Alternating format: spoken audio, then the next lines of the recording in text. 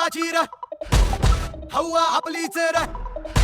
भाजपकडे जायचं आणि भाजपकडे जाऊन तिकिटाची मागणी करायची, ह्या हिशोबाने मी माझा राजीनामा दिला. तर मी आज आपल्याकडे जाहीरपणे सांगू इच्छितो.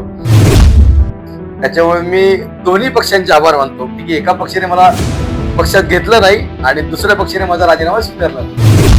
माननीय अनुप भैया अग्रवाल यांच्या विजयात एक्स्ट्रा मतांची भर पडली आणि त्यांचा तो लीड वाढला आणि याची जाणीव स्वतः अनुप भैयांना पण आहे.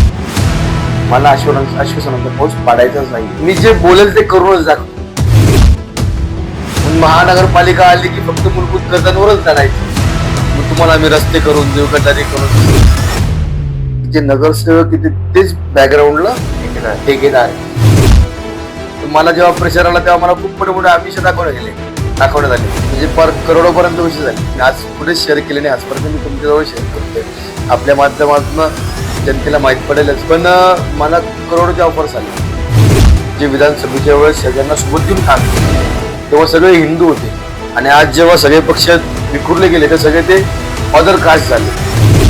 यंदा हवा कुणाची, पण नक्कीच यंदा हवा बदलेल याची गॅरंटी पक्की. कोणाची रे हवा आपलीच रे.